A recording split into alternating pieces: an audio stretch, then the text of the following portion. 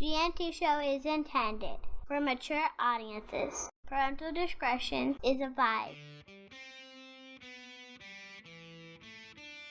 These are the voyages of the GNT Show. Our continuing mission to explore Star Trek storytelling, to seek out new worlds and interesting characters, to bold we got where no show has gone before.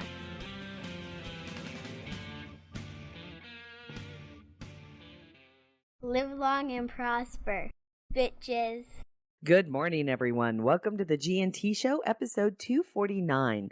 I'm Terry Lynn, and across the table is the cranky one. Oh, actually, he's pretty good this morning. It's Gettysburg 7. I'm not cranky, you bitch. It's August 21st, 2016 for Michael Hinman. Jolan True, bitches. There she is to my left, your right. She's wearing, is that a new sleep shirt you're wearing? Yes, it is. It's nice. It's nice. What's that made out of? Velvet? You're ensconced in velvet. Oh, it's a little itchy, though. No, that's what Alan's for. Go cut velvet. And to my right, your left, he's over there. He's wearing some jean overalls with Klingon boots. It's Ceridian. Kapla. It's all about the boots. It's all about the boots. Does he have is he chewing on like a piece of grain? A piece of quadrilaterale. Oh, Ah, okay. yes. Yeah, sticking out. Tasty. Across the table from me, there she is, still in her gown, like we don't know she graduated. It's Jesfa. Good morning. And there he is today wearing his professorial outfit with his little bow tie, which, if you look carefully, every now and then it spins like a little propeller. It's Kajiro. Morning. Bow ties rock. Bow Sure. ties. Hell yeah. Bow ties do rock. Morning, So- everyone. Morning. Did I say Kapla this morning? Kapla. There, got it out of the way. Yeah, I think you did. Okay, You know, I'm bow tie. tired. Okay, bow ties. Okay, David Byrne wore a bow tie. Pete Townsend did not. Who's more of the rocker? I'm just gonna say. My father wears bow ties, okay? Exactly. Pee Wee Herman wears bow ties. Bill Nye the Science Guy wears bow ties. Okay, Pee There Wee you go. Herman also wore nothing at one point, and it got him in trouble. Yeah. Dr. Because Who what did wears you bow think- ties. What He did could you also think- wear the bow tie, though. You don't know.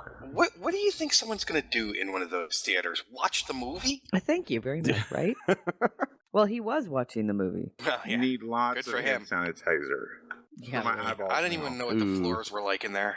Exactly. You. Targets on the front, on the backs of the seat in Oh, front of stop. you. Well, Oh. speaking of theaters, I gotta tell you guys. And so begins Coffee Clutch. Yes. So a week ago today, my lovely wife finally got here. Yay. Congratulations. Yes, There you go. it's been a crazy week getting reacquainted and setting up the Blaster standards and all kinds of stuff. And we decided yesterday that we were going to go to dinner and go see Suicide Squad. Oh, okay. So the theater, okay, this is something I haven't. She was all shocked when we got to the theater. You pick your seat. It's like they have like what's called the VIP section. So we got our seats. We go in. They're as wide, Terry and Alan, as the seats in your living room. Oh, cool. And Nice. they're electronic. They like recline all the way to the laying position. Oh, that's cool.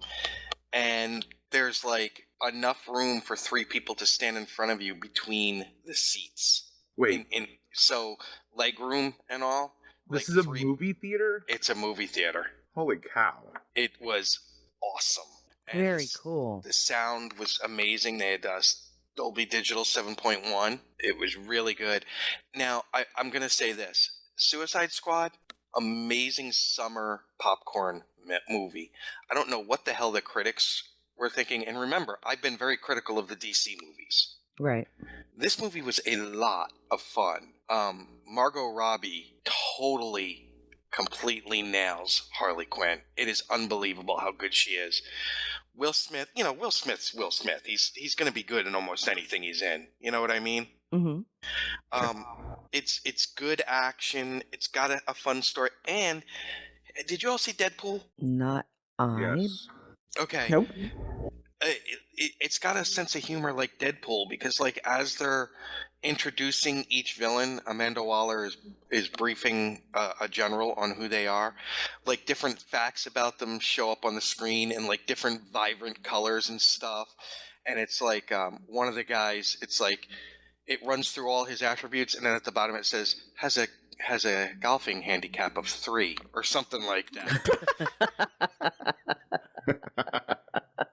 That's So cute. yeah, it's a fun movie. I don't know the disconnect between like because like Rotten Tomatoes, I think it has like an 81% or something, or a 16% or something like that. But from fans, it's got like an 8 out of 10 stars. Wow. So it's like a total disconnect. I don't know Well- what people were thinking, and I was very surprised to see Ben Affleck in a cameo in it as Batman.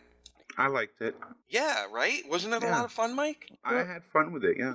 Here's the other thing, and we might as well just take on this topic now in Coffee Clutch, but isn't this kind of the same thing that Star Trek Beyond is facing? Not with the rate, not with the reviews. The reviews for Beyond, I thought, were pretty good. Yeah. Okay. Yeah, I think they are. And it's just the that it- critics have they had a savage. they had a Suicide Squad. fallout. Okay, the critics have been savage of Suicide Squad. Yeah, Yeah. Well, here's the thing. I kind of figured they might be because the reviews that they're pitching on their show, on their advertisements, are all tweets from yeah. just viewers. So they're not even using the mainstream critics' word. No, and Mike has seen it too. I mean, I think it's better than Batman versus Superman by far. I did watch that prior to Suicide Squad, as well as And how and, different yeah. was the tone? Batman versus Superman has no humor in it whatsoever. that yeah. I mean, very very different. I mean, villains obviously they have more fun, and the movie just really proves that. And it's like Yeah. it kind of sucks to be the hero now. And there's At least in there's the DC surprises in universe. it. There's people that die that like I was surprised, you know. Yeah. Yeah.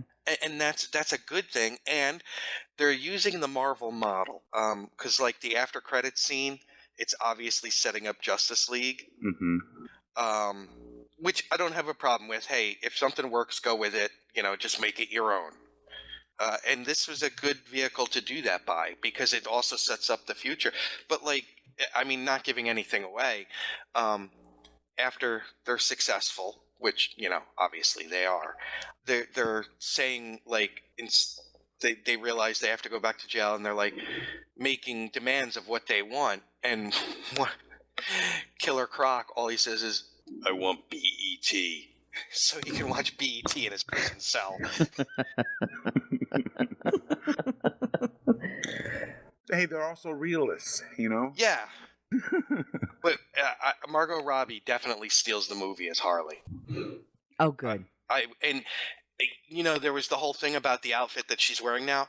There are several scenes where they show her in her original Harley Quinn outfit, in the Harley Quinn outfit, Oh. including a homage to the famous cover of her and the Joker, in the spotlight where he's wearing the tux. You know the one I'm talking about? Yeah.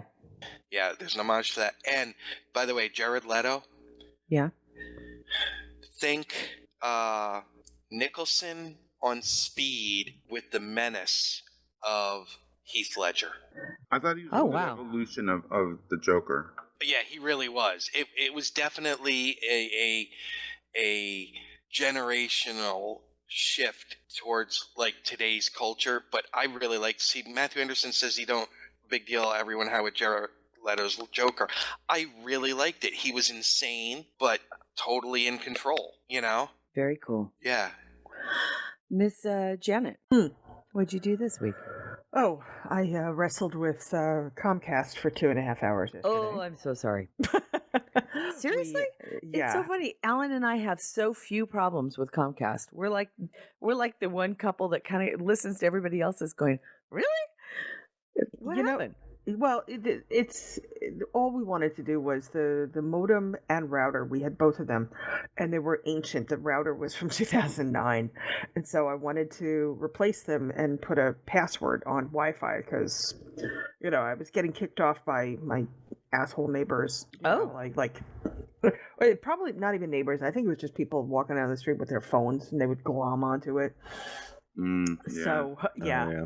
So up and down all fucking day long, and I work online. I can't be doing this, and so 2.5 hours of this bullshit. But now it's done. It's done. So I got to say that, and so everything's lovely and hunky dory. Aside from that, I'm really just working at the wedding blog. They're giving me more hours. Very exciting. So I get to look at more overpriced tchotchkes. Yeah. Nice. Mike, what about you? Well, I spent quite a bit of time this week doing something for a little thing that we're working on called 24 Hours of GNT. Yeah. Yay. Yeah. Got some amazing guests lined up. Yes, we do. We got some prizes that I don't quite know about yet, but we got prizes and we got guests and we got games and it's gonna be fun. Oh, and we got a trailer. We do. A teaser trailer. So You want to play it now? sure, I can do this. Star Trek: The Final Frontier. These are the voyages of the GNT Show. The GNT Show is proud to announce our annual fundraiser, 24 Hours of GNT 2016. This 24-hour live show will launch at noon Eastern, 9 a.m. Pacific on October 29th, and will run straight through until noon Eastern, 9 a.m. Pacific on October 30th. All proceeds will cover our technology, website, and server costs for the coming year. This fundraising event will be jam-packed with guests, games, contests, prizes, most importantly, fun. Authors, musicians, artists, actors, podcasters, game developers, audio productions, and more will be joining us live. And you should too. Watch our website, www.gntshow.com, for more details, including our guest list and schedule, prizes, games, and more. Tune into our live stream on the GNT Show website, Facebook page, and YouTube channel on Saturday, October 29th, starting at noon Eastern, 9 a.m. Pacific, for 24 hours of non-stop GNT Show fun. We hope to see you there. Live long and prosper, bitches. That's awesome. That's awesome. Well The done, Mike. givers of pain and delight. Thank you, 5-year mission. That would be us. That was great. Isn't it great? Yeah. And Thank again, you. thank you, 5-year mission. Thank you for. So yeah, that's just a hint of everything that I worked on this week. Maybe we could get from Trek Geeks to do a cover of that song. Nice. Oh, you mean Bill? Because Yeah. Bill's the only Yeah, person just who was Bill. allowed Yeah. in the band. No, Right. Dan. Matt. Yeah, Dan. Dan. Yeah, Dan. Oh, make Dan do it? Yeah, Dan, can you do a cover of that for us, please? Maybe after the trial. Trial's Oh gonna no, take forever. no. He doesn't. During. It's a C&D is just a piece of paper. Remember, he doesn't have to follow it. I learned that from Jespa. What? Oh my God, too funny. Alan, hey, Hi. Kajira, what did we do this week? I had the most amazing week ever. Really? Actually, Good no, for I you, didn't. I got Terry, nothing. taking care of you, Oh. man. Actually, no, I don't. I got nothing.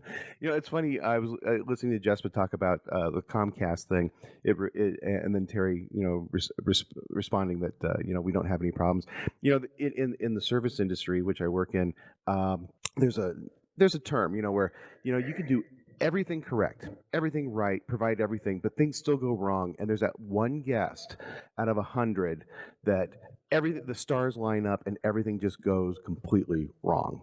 And it's called a 1%er. You just look at it and go, oh my God, no matter what you do, you got somebody you just can't make happy.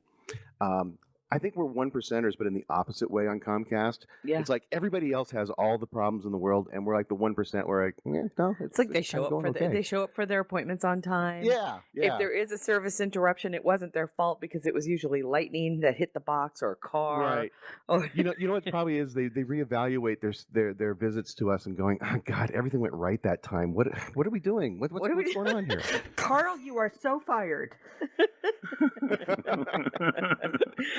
I have to tell you that my wife said that she saw a picture of Alan, and she said he looks like a really nice old man. Ooh. Oh, that just went to my heart, man. Oh, that was like a spear through the chest. But it was meant in the nicest way. Yeah, thanks.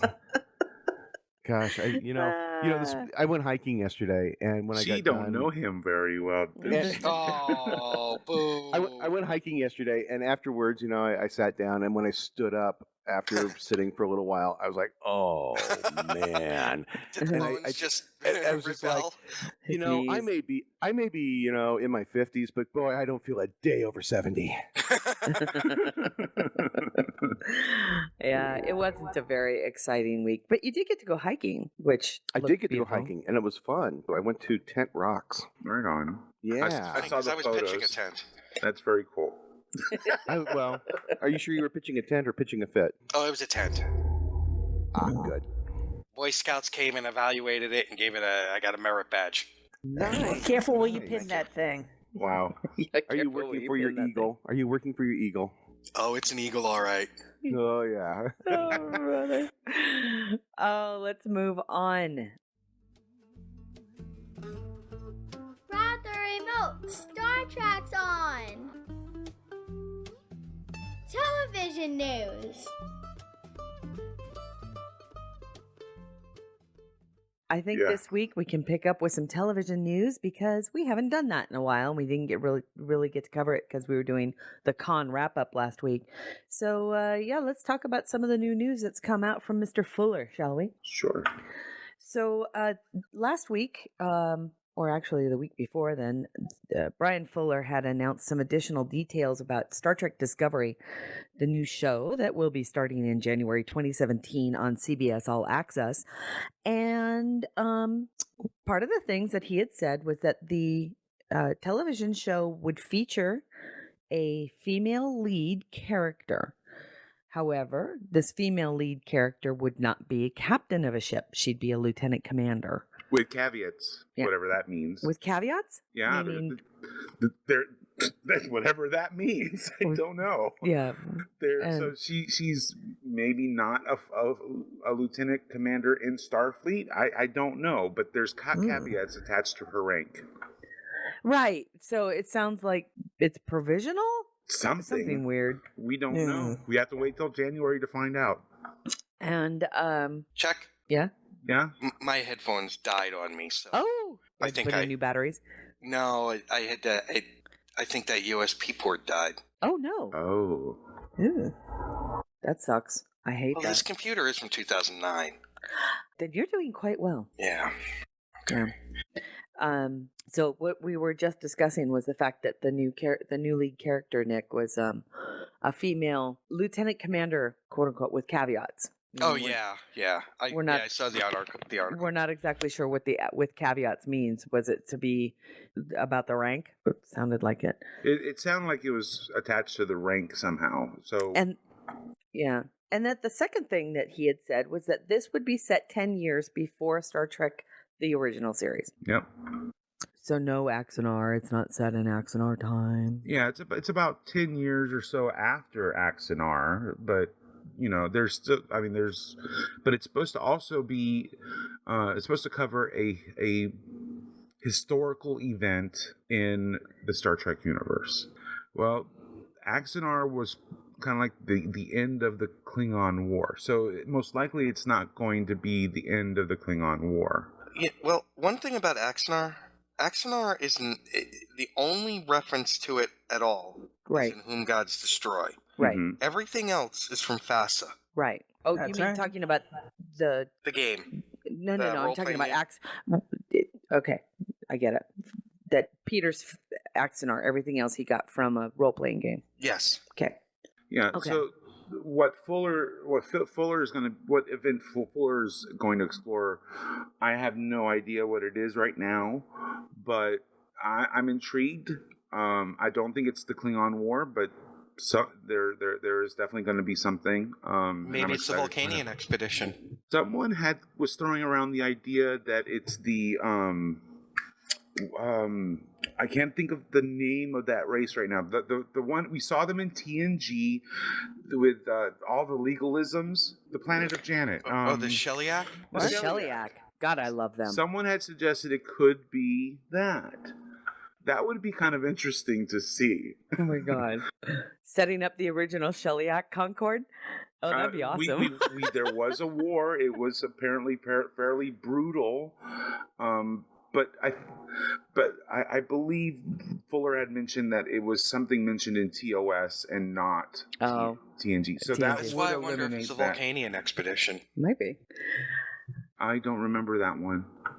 What mentioned seems to be Kirk has a medal for it. Oh. But it was 10 years before. Well, it's 10 years before the original series. So Kirk is serving on the Farragut.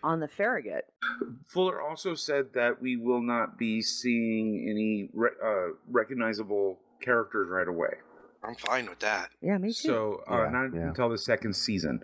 Although I did see something yesterday that kind of hinted that there may be the possibility that we'll see Amanda, Spock's mom, Amanda Grayson, thank you. But even that was just kind of nebulous. Yeah. Paul in our chat room says that he's happy to hear about the new television show, he is not happy with the half a season worth of shows. Complainer. Well, we would all love to see 26 season episodes again, or 26 episode seasons again. I just don't see it happening anymore. I think Robert Reyes is right. This is the new norm. Yeah. We're going to see 13 episode seasons, and the story is going to be it's going to be much more concise than what they did with the 20 plus episode season. Well, another thing is like Game of Thrones is only 10 episodes a season. But is it even that long? It is. It's 10 episodes a season. Okay. And look how expensive it is to make. So that's part of it. You're looking at cost versus, and let's face it, with only 10 episodes a season, you've got people salivating, waiting for the next season. Yeah. Well, I don't see this as going 2 years apart like Game of Thrones does. No, I don't either. But I do see that 13 episodes is going to be the new norm, except for sitcoms and the regular network trash. You know, the other thing with a shorter season too, I think it's sometimes series that have like 26 episodes in a season, some of the writing gets a little diluted. Yep. You know, whereas now they're concentrating on people 10 or 13 episodes that are just going to be like, this is what we're going to put all our effort into. And I don't know, I think you might get better quality episodes. And that's why you wind up needing a bottle show, or you get like Shades of Grey. Yeah, exactly. Well, that was also writer's strike too, wasn't it? Right, but you know what I mean. That's why you get bottle shows, because they're looking at the budget and they go, you know what, we need to save for this one because it's going to be an all-out, blowout. So part of me says that's okay. Give me a few bottles episodes. I like those because they usually, some of them end up being really, really good character studies. And you also get this. Also, I think it allows the actors chance to do some other things and then come back to the series refreshed. Yeah, that's a good point too. They're not committed to a whole year of just that series. They can go do other projects and then come back. Yeah. Well, there was an announcement that Brian Fuller would be making more. Will be there at Mission New York over Labor Day weekend, and that Kirsten Beyer would be there as well. Oh, yay, Kirsten! By the way, I'll tell you why I'm a little disappointed that it's a female captain. It's not a captain. Well, she's the captain. No, but there will be a female captain in charge of the bridge, from what I understand. But he didn't say that. Anyway, y'all stop. Go ahead, Nick. My joke. Oh, I did. I really wanted Jeffrey Tambor to be the captain. That would be cool. Captain Bluth. Just doing that. Fucking Jeffrey Tambor. Instead of engage, he says, "Hey now." You know, funny. you can't find the Larry Sanders Show anywhere online to watch. I don't Really? think. Yeah, I'm not sure that. I'm not even sure if it's out on DVD. You would have thought there would have been a little bit of a renaissance of it recently after Terry Yeah. Shanley's passing. Yeah, who knows? Wasn't it released on HBO? Yeah. Well, Then so you- is Game of Thrones. Probably check HBO now. Yeah, that's true. Mikey, Yes. there is a an article here at TrekMovie.com, an editorial regarding CBS All Access. What did they say? Did you read it? I did. Just give me a moment to get it open. Okay. While you're doing that, I'm going to check and see if it's on there. Okay. Essentially, they'd been the person who wrote the article. They've been using CBS All Access for the better part of 6 to 9 months, I believe they said, and they were looking at what it does well and what it does poorly, and how they have CBS has enough time to fix the problems, and some of the big points that they wanted to draw attention is that there is not an ad-free option, and they even started a hashtag ad-free option. So the idea being, you pay a little bit more and you get no commercials. Right. I kind of like that idea. Hulu has It's that. Hulu has it. Hulu has Exactly. it, and then there's Hulu Plus, right? And Netflix, you're paying a little bit more, but you're also getting no commercials. I think it's a good trade off. Another issue that they said is that the compression and let me find it. The way that it's streamed isn't all that great. The quality could be improved, sound and the compression. So they're hoping that they're hoping that CBS will keep that in mind and make changes to it and improve. What was things the problem as with the they go. streaming? I'm sorry, I got booted for a second. The quality isn't really all that great. Okay. Granted, a lot of that does have to do with the internet quality on locally, but although this person, they can stream Netflix without problem, But isn't Star Trek Discovery going to be their first original production on Yes. on All Access? Yes, it will be their first, and Yeah, I don't think that Big Bang Theory is in high def. I'm just saying. I don't know, because a lot of the shows that are on there are shows that are old, right?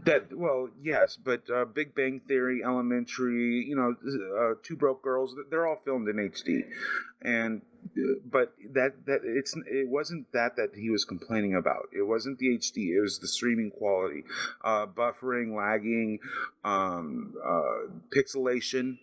Yeah, those That sound sounds like a the local issue. problem. Well, it very well could be, but on the same token, when he streams Netflix, he's getting everything in crisp, or this person is getting everything nice and sharp and high quality. So Netflix has. I'll have to take a look at that, because I think all of Yeah. Star Trek's previous are. Netflix has technology built in that kind of helps regulate a stream better. So maybe that's kind of what is missing from CBS All Access currently. So it just there's plenty. The point is that CBS has time to remedy some of these issues with their streaming service to make things better in time for Discovery. I hope so. I hope those, I'll take a look, because we're on CBS All Access now. And what I can do is I can take a look and see how it performs here on both wireless and LAN. So I'll give it a try. Paul Is, says he hasn't had an issue. Case Yeah. closed. Paul. Okay. Paul is So I have a feeling that's what that person is unfortunately dealing It with. could be. You also don't know, and I mean this seriously, there could have been thunderstorms in the Oh. area or anything. Like, I can tell when we have one of our storms coming in. True. I mean, and you know, there is a lot of different possibilities that could cause these issues, but Or maybe he's an Axolite and he's But there just should be- saying it. but again, there should be CBS should have tech behind the scenes to help compensate for some of these problems, just in case, because you never really know, and what's going to happen, and you want to be able to deliver the best quality product, Yeah. especially something like Star Trek. So that's kind of, I guess, one of the. What are you laughing at? What Sensei I'll put in the chat room. Oh, I didn't see it. But I am totally all for ad-free option. So hashtag ad-free option. Cool. By the way, I forgot to tell you guys something in Coffee Clutch that we did this week. There's a new member of the Gettysburg Clan. Did you Her get name- a pet? Her name is Mochi. She's a little kitten that we got from the Humane Society yesterday. Nice. Congratulations. She's 2 years old. She's already just... What flavor mochi is she? She is a tortoiseshell. Oh. And Oh, nice. she was left on somebody's porch. She had just had kittens, and she was left on the porch like back in April, and they were all dying. So the lady took them in and nursed them all back and everything. And she spayed and microchipped and everything. And she's already following us all from room to room and cuddling. And she's just the cutest little thing. Oh, very sweet. Right on. Congratulations, Mochi. Yeah. Okay. One of the other links that Mike gave regarding television, but not necessarily the new television show, is actually a new documentary that's being released by the Smithsonian Channel, which premieres on September 4th while we're in New York. And it is called Building Star Trek. And it airs on the 4th. I believe 8 p.m. Twice on the 4th. So 8 p.m., 11 p.m., and then once again at 3 p.m. Eastern on September 7th. If you go ahead. Once it premieres, it'll be available online through SmithsonianChannel.com. We were sent screeners. The GMT Nice. show was, and I don't know if anyone else has had a chance to watch it, but I have.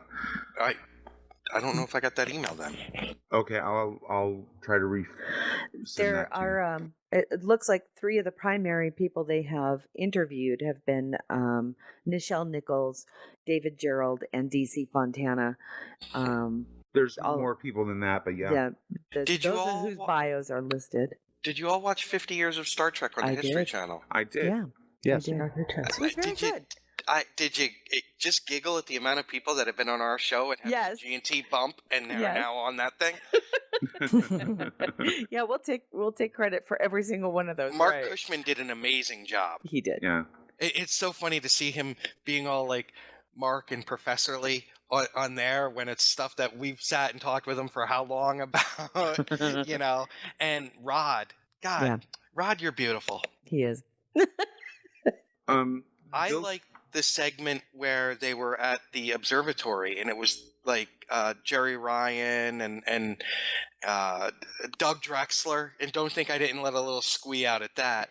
And what is it, Bobick? Oh. The Mohawk guy. Oh, yeah. Oh, yeah. I just call him the Mohawk guy. From JPL. And who is it? What's the actor's name? Kevin Pollak. Kevin Pollak. Yeah. And then that professor, and I loved that part of it because they were just having so much fun. An Mike, what- interesting story from Jerry Ryan about being offered a part in Nemesis. In Nemesis, yeah. Mike, what were you going to say? I was going to try to return us to Building Star Trek and Oh, sorry. Go talk for a it. little bit about it, but are you guys... No, let's go back and we can always talk about 50 years after that. Okay. Basically what they did was they went to the Smithsonian and they kind of followed the restoration process of the Enterprise. Then they also went to the Enterprise or the EMP Museum and followed their restoration of the captain's chair and a few of the other props that they have in their exhibit. And at the same time, they kept cutting to cutting edge technologies that people are developing right now or researching that came straight out of Star Trek. And I thought it was very, very interesting. You got to see, the contrast of restoring and preserving what came before, while also Cool. working and building towards what is yet to come. I don't know if that completely makes sense, but I really enjoyed it. I thought it was really well done. I highly suggest everyone check it out on September 4th. But only after you read and follow up and what we're doing in New York, because Oh, a of lot course. of stuff. Of course. GMT first, then. Yeah. So, but we did watch, and now we're going to move back to the 50-year episode that we saw, which was on the History Channel. Yeah, that was a lot of fun. That was That good. premiered last week. It's sad, really. I had been kind of hoping to watch that for a week when I'd seen the promos and people were talking about it online, but I completely forgot about it. And if we hadn't have flipped the channel right to the History Channel, or the guide right to the History Channel right before it started, we would have totally missed it. That's So we were exactly just how lucky. I did it. I Yeah. saw it at like midnight There is because I totally forgot about it. there is a very teeny, and I do mean very teeny tiny baby rabbit in our front porch right now. It's probably about 3 inches long. Oh my God, it's sometimes I can't watch those when they're all alone, because I think, oh my God, you're such bait. As the eagle comes screaming out of the Yes. sky and picks it up.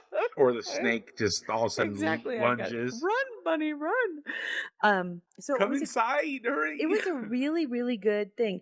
Now, I was a little confused because I started to see some tweets and some posts from Dorothy Duder, Doug Drexler's wife, Mhm. that it made it sound like they were actually live at the Griffith Observatory. Oh, really? If that's so, I missed that part. I mean, Okay. it might have been. It kind of makes sense that a portion of it could be live, but I don't know. If anybody knows missed that, that part. I would like to be. If so, it was seamless. It was Mhm. absolutely seamless. I had no idea, but because she said something about, did you see? The way that she was posting made it sound like he was on his way home from the Griffith Observatory. Oh, wow. So I wasn't sure if it was live, that aspect of it was live or not, but it was cool. What I do, I want to know what Jerry Ryan's secret is. Oh, I know. It's a God. painting in her attic. She looks. I know. Jesus. I know, What she baby's looks blood are you drinking, Ms. Ryan? The only thing that was a little confusing to me, though, in the panel that was at the Griffith Observatory was, why was Kevin Pollak on that panel? He's a Why huge was he fan. He is a ginormous fan. ginormous fan, and he's also, And I get that. what? Yeah, He's- go ahead. and he's also known for pretty The much Shatner. winning the Shatner. Exactly. But during the show, didn't he say only spoke like twice. They only used a clip of him like twice speaking, and he never did the Shatner impression, and he never really talked about his fan. So I kept sitting there going, okay, I know why he's there, but they didn't utilize him very much. So then it seemed like a funny. It seemed a little bit of a Which disconnect. which to me. makes me wonder whether or not that's the aspect of it was live. I wonder if it was, Yeah. because he definitely was Paul, get on that. passive.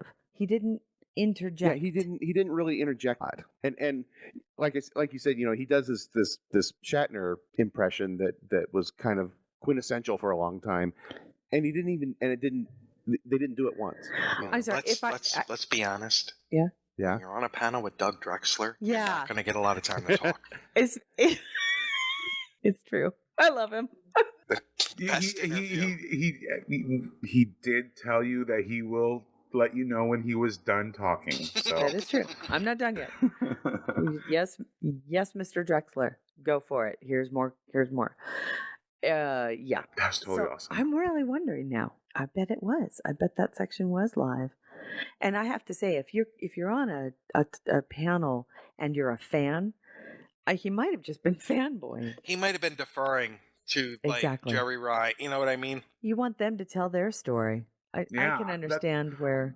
That's what I would have. I'm done. I was like, please, just go on. Yeah. I just got the No, feeling Mr. that maybe he Drexler, was. you have it wrong. I think he was there to be comic relief, but there Mhm. wasn't much. I mean, he didn't just need took the it. opportunity. Yeah, there really wasn't an opportunity for him to interject that way. There was no reason for him to do so. And if anything, Yeah. he was being respectful in that way. Well, true. Mike, So- get him on our show. I will try. Yes. I know you will. If you can That's get the funny Kevin thing. Pollak on the show, I'd be majorly impressed. It's Kevin Pollak, man. I'll talk to my people. We are setting up, by the way, we have some how do we say it? We have some feelers out for some interesting interviews for Mission New York. That should Not be fun. Fred Travellina. No.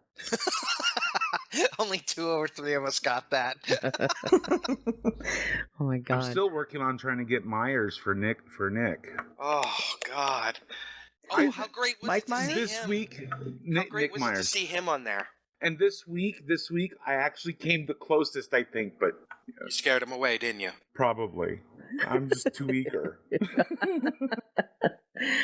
I'm going to skip over to, because it's still kind of television news, is over in the general news aspect, there is a link here that Mike has provided that is a follow-up on something that Ira Stephen Bear said during Star Trek Las Vegas. What's new in the Star Trek universe? General news. And that was a DS9 documentary was underway, which is great news. Squeak. Yeah, that's really great That- news. That sounds amazing, awesome. I'm like super excited. Great. Now they're just copying Alec and RBM again. What was it that we watched, Alan, where we saw Ira Stephen Bear and he was such a baby? Was that the 50-year thing? He was so young. No, that was Ronald D. Moore. Where Yeah, Ronald D. Moore, and then there was one But with Ira looked at it and went, "Whoa!" and my then personal Ira Stephen friend Bear, Ronald D. Moore. and he And Ronald D. Moore, yeah, he was too. So it was the 50-year one, I think so. Yeah, because he had no color in his beard. right? He was such a baby. He was such a baby. But it was cool to see my personal friend Ronald D. Moore. Your personal friend. Let's move on to some more general news. So, did you guys see this thing about the corn maze? Yes.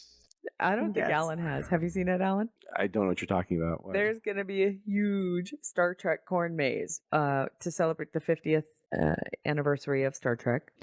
And Okay. where's it going to be, Mikey? Nothing says celebrate an anniversary like wandering through a maze of corn. It's going to be outside of Chicago. Oh, which makes total sense considering the Ferrises talk about how much corn there is in Illinois. Yep. And The I mean, it looks Richardson pretty Adventure Farm has been a fall staple, featuring the world's largest corn maze, a title it's held as far back as 2010. Each year, a new theme is carefully planned, and this year is the 50th anniversary of Star Trek. So the maze will be open most weekdays from 3 to 10 p.m., and on weekends from 10 a.m. till 11 p.m. with special midnights during full moons. That's kind of fun. When does this thing start? Oh my God, September it's got 3rd. 11.5 miles of trails. Yep. It's starting September God. 3rd. September 3rd? Yes. Holy shit. And I believe there's, I had read somewhere that there's going to be like 4 different tracks, or there's like 4 or 5 different like Yeah, they have adventures 5 or maze games, which vary Yeah. by length of time required, from about 20 minutes to 2 hours. Holy crap. And I want to go just so I can stand in the middle of it and go, Malachi.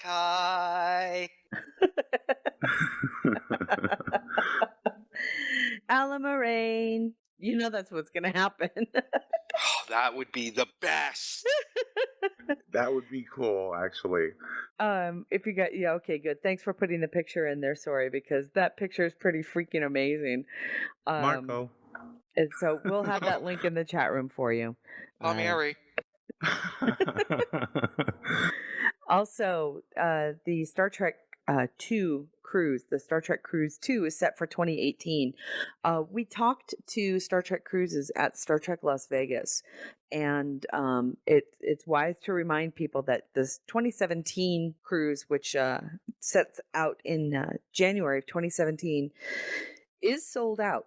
However, those people that go on the 2017 cruise get first crack at tickets to 2018. So those tickets will go on Yikes. sale after the 2017 cruise goes live. What's that, Mike? So I said, yikes. So Yeah. you better move quick if you want to get in on this. Yeah, the tickets won't. It's my understanding the tickets won't even go on sale until the 2017 cruise takes place. So sounds pretty cool though. From all this stuff, if you have an opportunity, is that interview up yet? I think it is. I think it's coming. Okay. No, Janet I've can erased speak it to since that. they didn't ask us to go for free. Hey, I'm just excited because I'm hearing rumors that J.K. Woodward might be able to go. So Oh, nice. yeah. In pre-interview, I was speaking with the gentleman, and I got some inside information, and I'll just say, G&T bump strikes again. Yeah, seriously. Yeah. Mhm. Uh-huh. Uh-huh. And Remember that song? what? Yes. Oh, I song? do. Da da da. Yep. Yep. Matthew Anderson furiously typing. Uh, Da, da. We have some gaming news, and then after that, we have a wonderful discussion regarding our 50 for 50. So please stay tuned. The gaming news, Mikey. I want to play a Star Trek game. Gaming news. We do, just off the top of my head, I'm going to say right now, we do have some codes that were given to us graciously by those at Cryptic Studios for the new bridge officers that the bridge officer codes that were given away during Star Trek Las Vegas will probably be given away at Mission New York. But we do have a few codes that we will be using as giveaways over the course of probably the next month and during our 24 hours of G&T show. So keep your ears peeled. I got mine and my oh, excuse me. Oh, wow. There you Oh are. goodness. That's what happens when you shotgun a Coke. My Andorian female captain from the 23rd century. Yeah. Montgomery Scott is on her away team. Nice. Spock is on the bridge. Cool. The Doctor is on the bridge. Hololita is on the away team.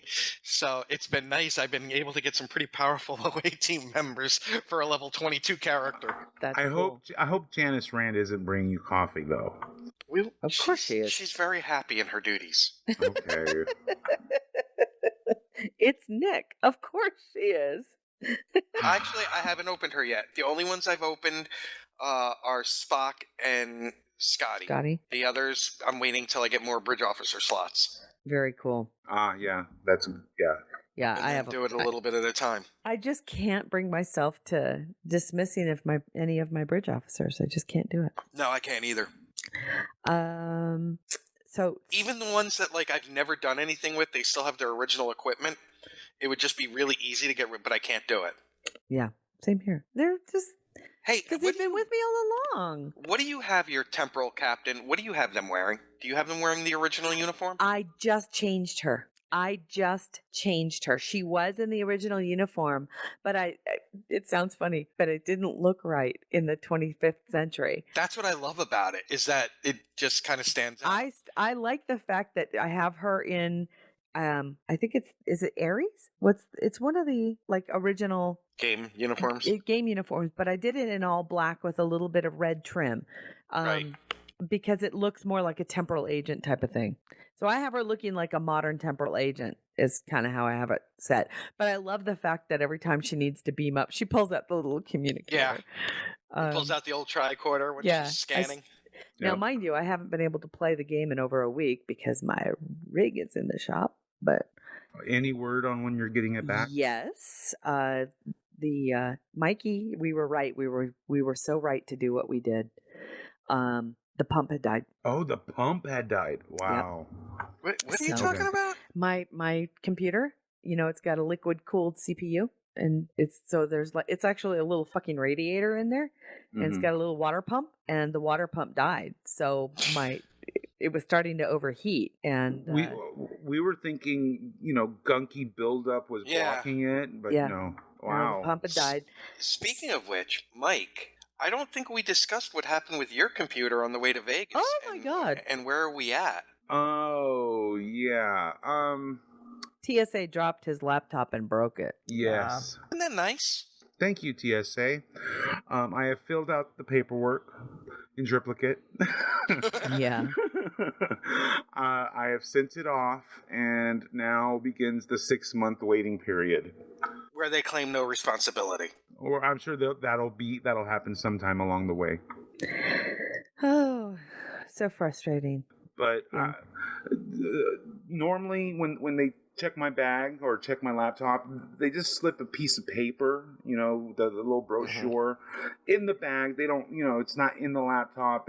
There's usually no date or initial or nothing. They just toss it in there. Well, the laptop, or this time when I discovered that it was broken, there was the brochure, the little TSA brochure was inside the laptop. It had a timestamp and date, and it had initials on it. So I think they're aware that something happened. Yeah. So I'm thinking, okay, hopefully it'll go well. Yeah. I go, the part for the new machine, or the part for the machine, comes in on Monday. I'm also having the power supply replaced because he said that although it was working, it was beginning to fluctuate, and it was on that edge of age. You might as well have it upgraded to Duotronic while you're at it.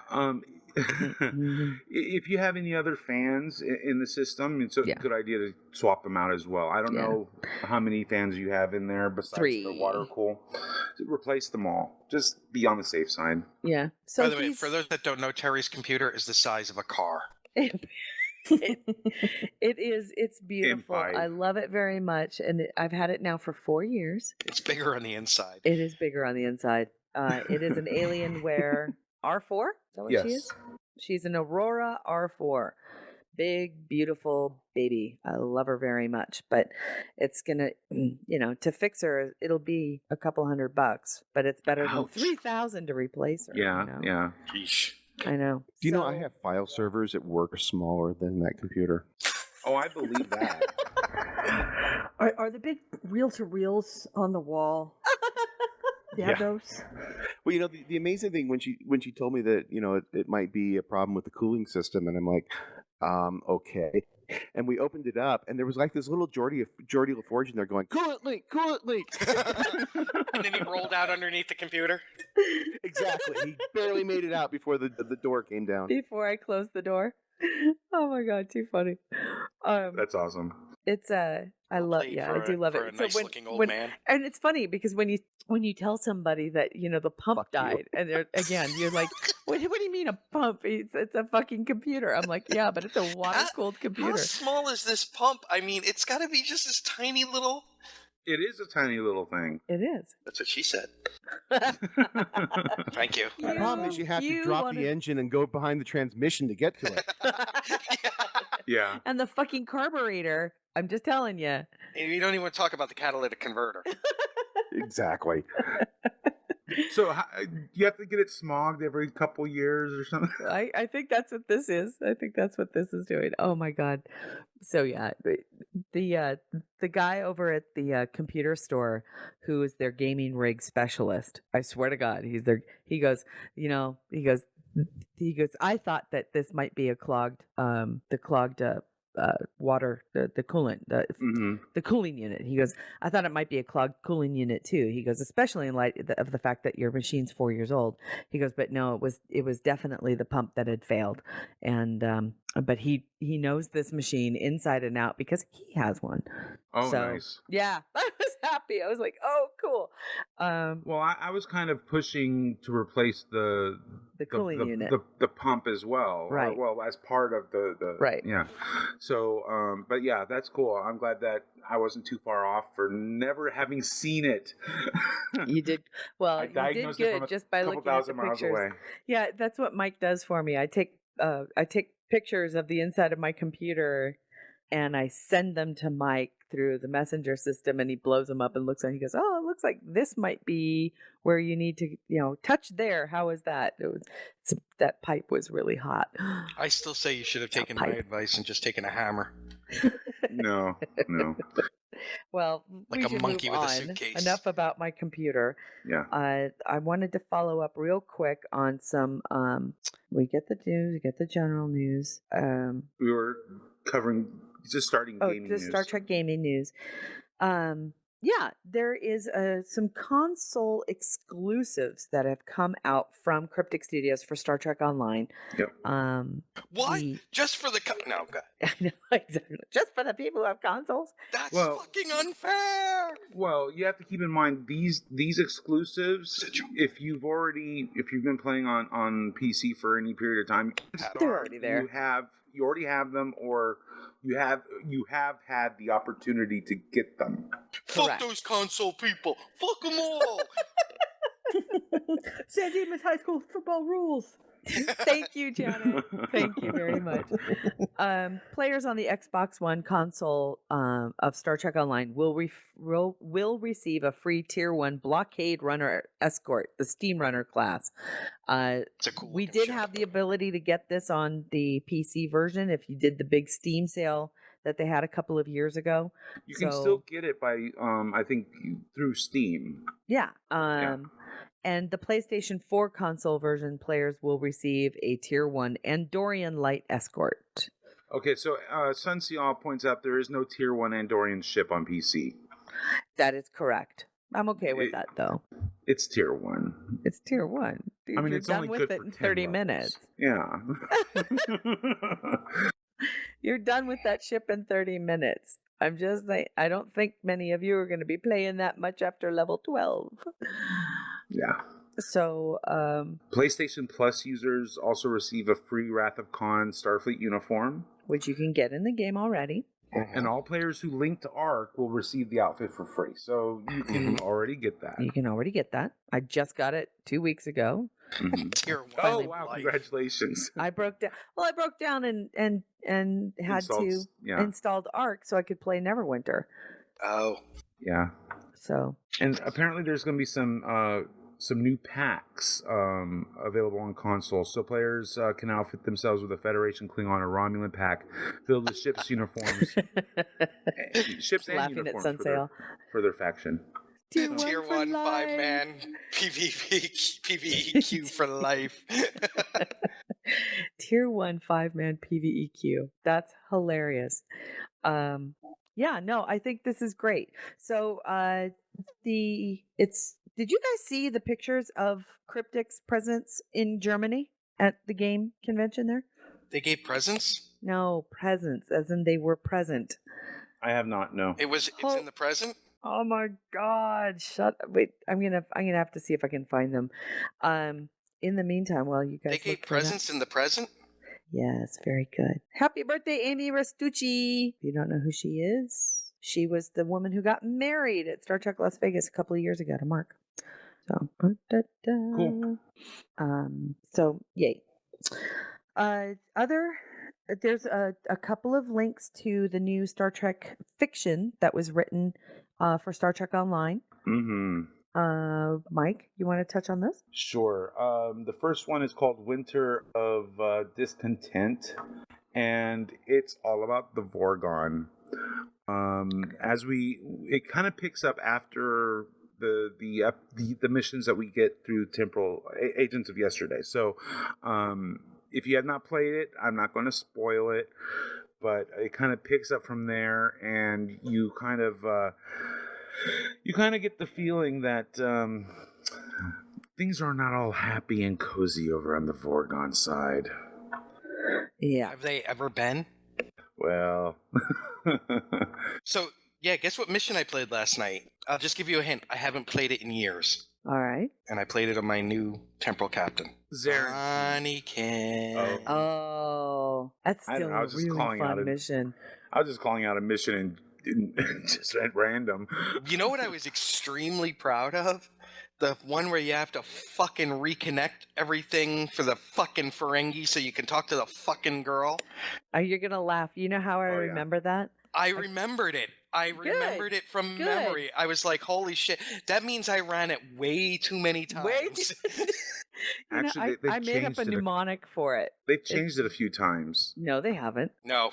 So It's they've the changed same- it since the last time I played it. No, I It's played it the last same week. connection. It's still Redger. It's still replicators, environment, defense, gravity control, environment, replicators.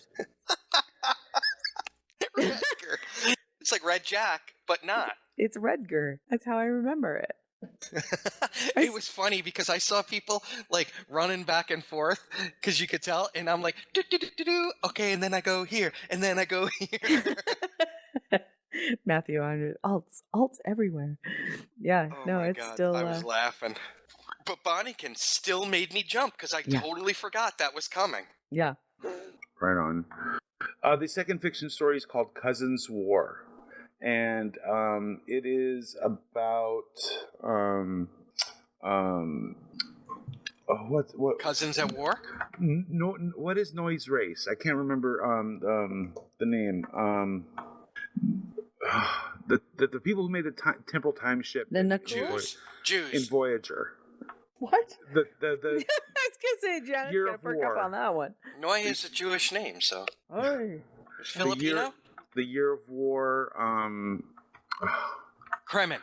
Thank you. It's about the Krenim and how Just kidding. the faction is starting to splinter because of Noi, and it looks like they are heading towards civil war in this story. So Good.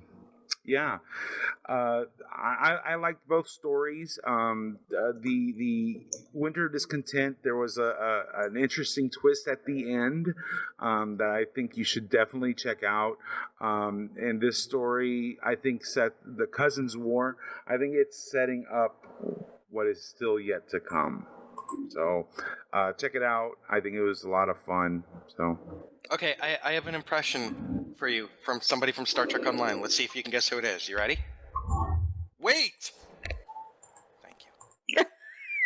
I don't know. You don't play the... How do you get your temporal marks? Battle of Oh. Procyon 5? I haven't started that yet. Oh my god, I'm just about done with it.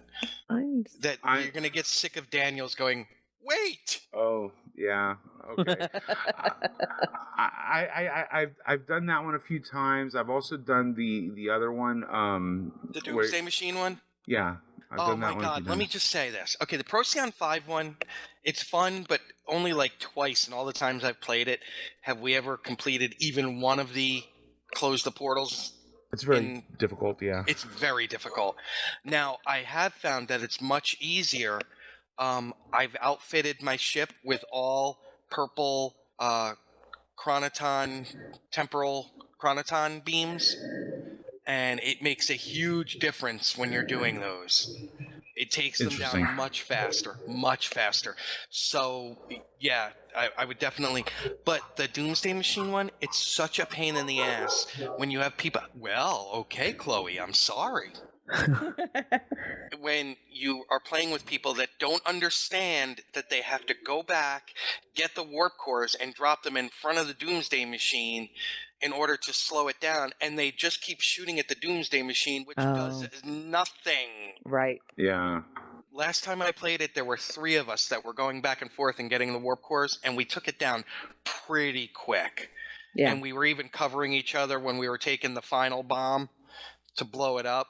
So we were covering on each other. And that one, I got the most marks out of that one that I've ever gotten because 3 of the 5 of us knew what we were doing. It's such Right a on. pain when you go into that and people don't know what they're doing. Yeah.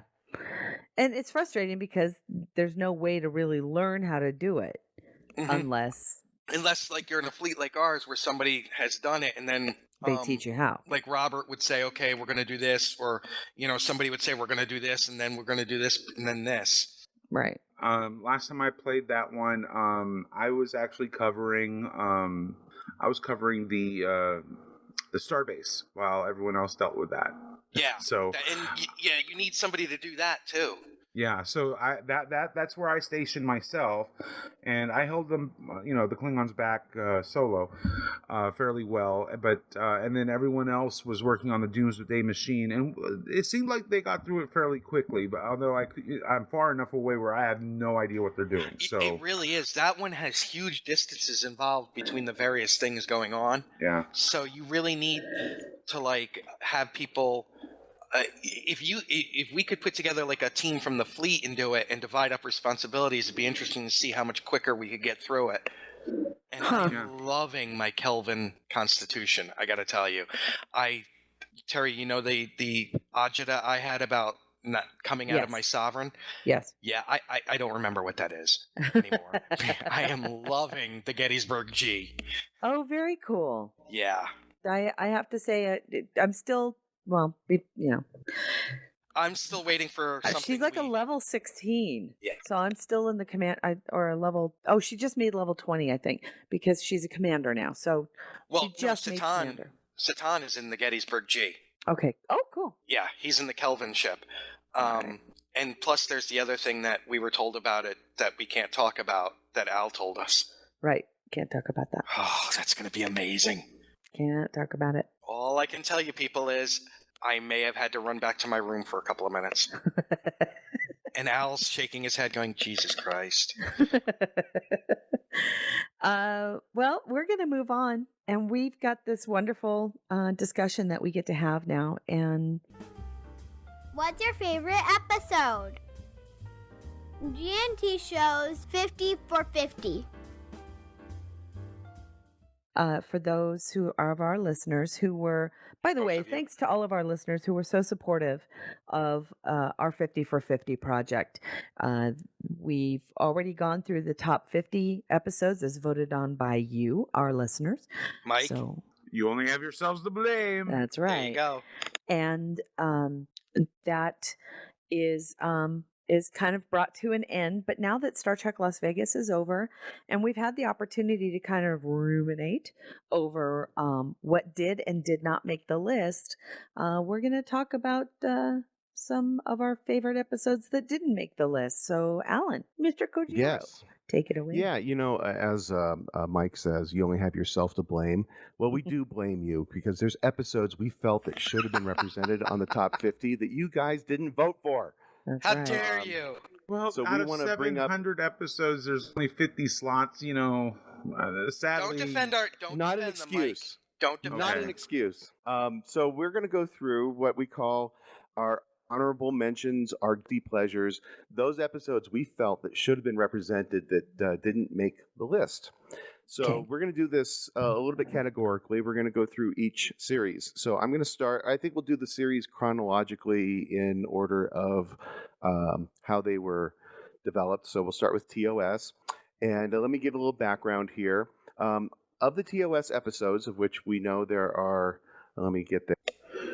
Did we There's lose him? 80 Oh, there he episodes. is. Of the 80 episodes, only 6 original series episodes made the top 50. And Only those 6 did, episodes, yeah. only 6. And those episodes were The Trouble with Tribbles, The Doomsday Machine, Amok Time, Balance of Terror, The City on the Edge of Forever, and Mirror Mirror. That means that there was 80 or 74 episodes that didn't make it. And so who wants to start? Who wants to bring up an episode they felt should have been on this list? I will bring up one. Go for it. Okay, what's yours? Spectre of the Gun. Hmm. I love that episode. I love the dreamlike quality of it. I think it's a fun story. Uh-huh. You get. It's just an episode that I will watch for fun. And You know what's really cool? And it's a third season episode. Right. I'm just looking at it here. It was actually the first episode of the third season.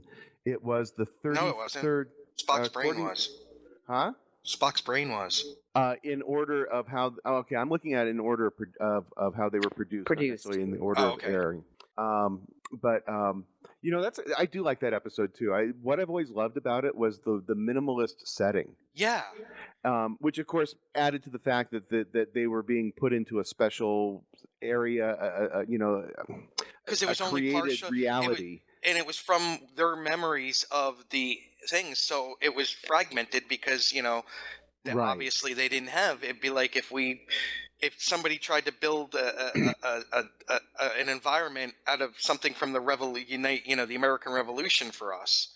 It would be partial. Like if you've only seen pictures of Independence Hall or something like that, it would only be like two sides. Right.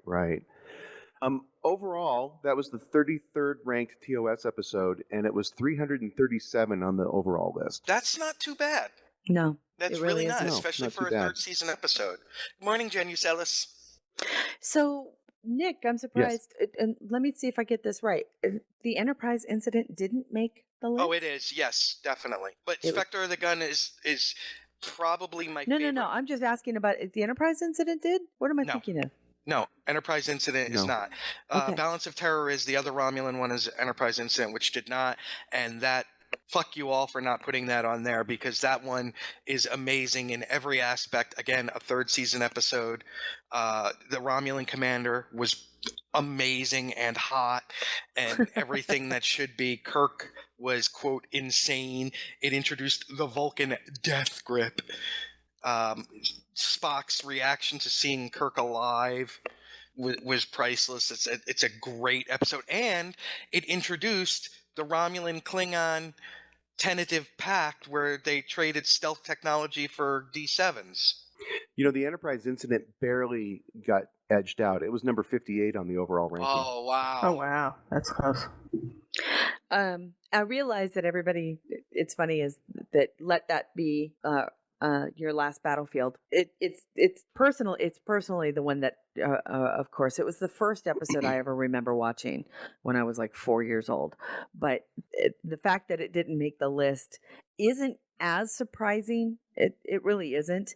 A lot of people think of it as being like the ultimate heavy-handed episode, right? Where you Right. feel slapped across the face with the moral of the story. Maybe for adults, but I can tell you for children, it works brilliantly. It works brilliantly. It will always be. It will always be that episode for me. So to see it kind of not on the list was kind of a bummer. So yeah, let It that ranked be your- number 403 on the overall ranking.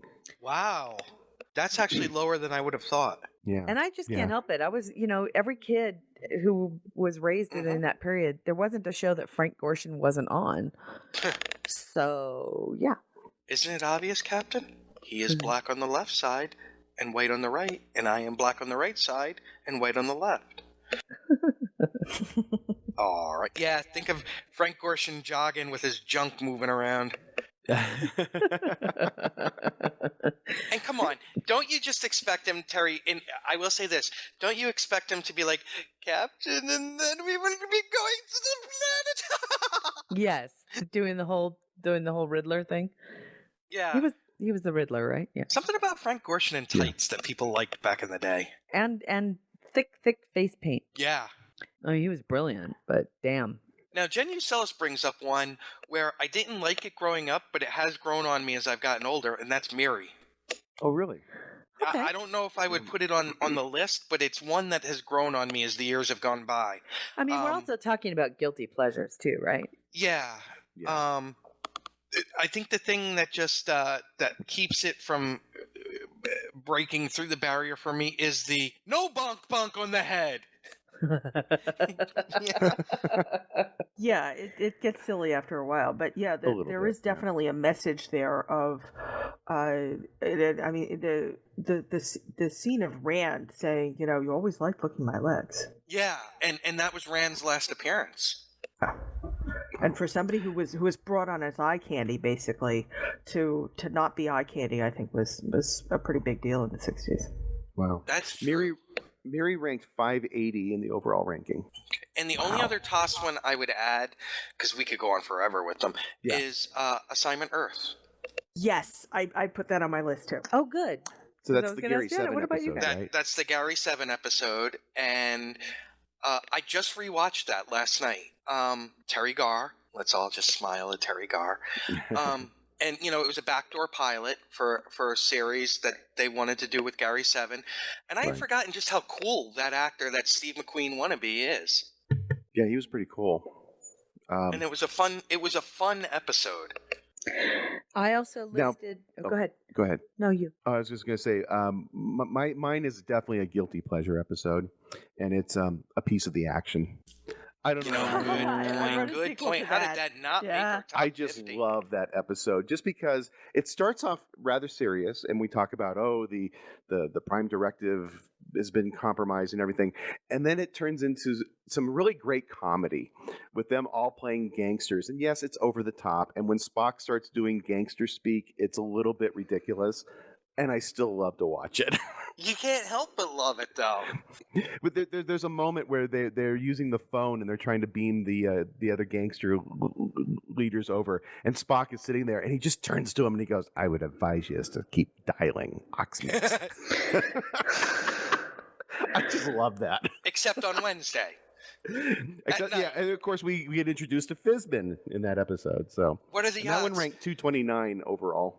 The odds are astronomical, and Spock mouths the word astronomical. Let's not forget Vic Tayback. Oh yeah. Yeah. Oh my God. Yeah. So you were going to mention another one, Terry, for TOS. I was going to say on my list was I can't help it. My guilty pleasures are both iMud and Mud's Women. Oh yeah. Yeah. I love love Mud. 'em. He's Mud- a great Yeah. character. Mud's He's Women, wonderful. though, is a pretty dark episode. It is. It actually Yeah. is. Hurry! It's another- Fenton Mud. But the women taking the Venus drug to maintain their youth. And, Yeah. hey, Right. let's look at where we're at today with Botox and shit. It's another youth, beauty, eye candy kind of thing. Mikey, how about you? Did you have anything you wanted to add for TOS? Well, we for everyone for every series, I selected 4 or 5 episodes, just because I Yeah. didn't know what Yeah. other people were going So to what's on your list? to choose. So Mike's got wire diagrams. a piece of the action made my list, but Okay.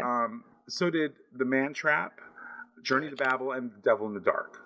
All incredibly the Horda. strong. The Horda. I have Errand of Mercy. I also yeah. had Assignment Earth. Shore Leave introduces us to the idea of holographic projections. Day of the Dove. I like that one because it's suddenly where they suddenly realize they have to get along in order to defeat this enemy. I really like that one. And I'm mentioning Plato's Stepchildren. It's not a great episode, but because of the history behind it. Yeah. The And first I'll- interracial kiss. And my last one yeah. on my list was Private Little War. Oh, Yes, Julie Newmar. yes. No, Julie Newmar was the other one. Private Yeah. Little War was the Vietnam one Yeah, it was the one where with the witch. and the you know The Mugatu. the Yeah, Mugato. she puts the root on. And he gives them the weapons and yeah. That chick was hot. That witch was hot too. But Mike, say yours again, Mike, because there was one. The Man Trap, Journey to Babel, Devil in the Dark. Oh, Journey to Babel. I'm reading book 2 of Legacies right now by David Mack, and that the post Babel, post Organian from the one Janice put in.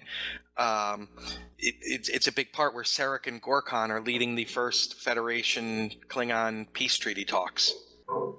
Oh, cool. Yeah. Very cool. All right. I think Oh, that covers ready to move on to Toss. TNG? Yeah. Who wants to start? Mikey, Terry? you start. Oh, Mikey. Let's hear from Mikey. Oh boy.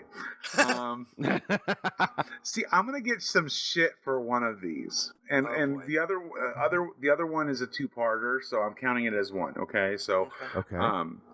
but I think you'll all agree with me about one of them. Lower Decks, Yeah. Love it. Perfect. The Nth Degree. That's the one with Barclay? That's where Barclay takes over the Enterprise. Yeah. Yeah. Guilty pleasure. And then Redemption Part 1 and 2.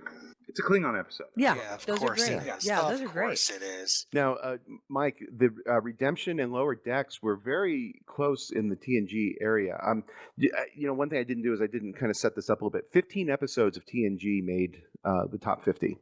And I'm not going to list those off because I think we know most of those. But Redemption was number 87 and 93, the two-parter.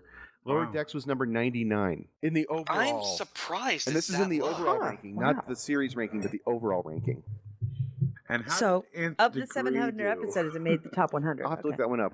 That one's probably low in the list.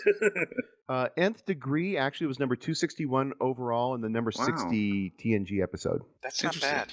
Right on. Can I go? Yeah. Yeah, go for it. All right, I'm not a huge TNG fan, so that's kind of colors some of this.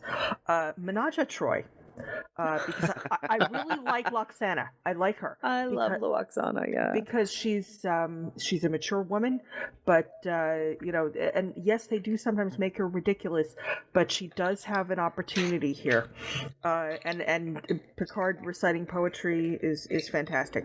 Future Imperfect. Yes, that's on my list. Oh yeah, my God, I love that one. I love, and particularly in the end, that poor little alien. I felt so bad for him. What a sweetie. Some of the best fan fiction. Did you ever read Trek fans fanfic that follows him? No, I've got to read that. It's really fun. He ends up being I think he ends up working at the Daystrom Institute. It's really cool. I have one more, and it's a weird one. It's not because of Geordi. Galaxy's Child. And the reason why I mentioned this one, this is the one with the sour the milk kind of thing. Yeah. I mentioned that not because I like any of the characters in it, but because I think that it's a fascinating idea. Yeah. In part because what they're talking about is the hydrogen line. The hydrogen line in our universe is 21 centimeters long. And I know that sounds weird, but just look up hydrogen line. I can't really explain it too well because I honestly don't understand it too well. But what I do with this is, and they actually use this in parallels, is that the change in the hydrogen line means that the universe is different. And I use that as a marker of each different universe in my fan fiction. Ah.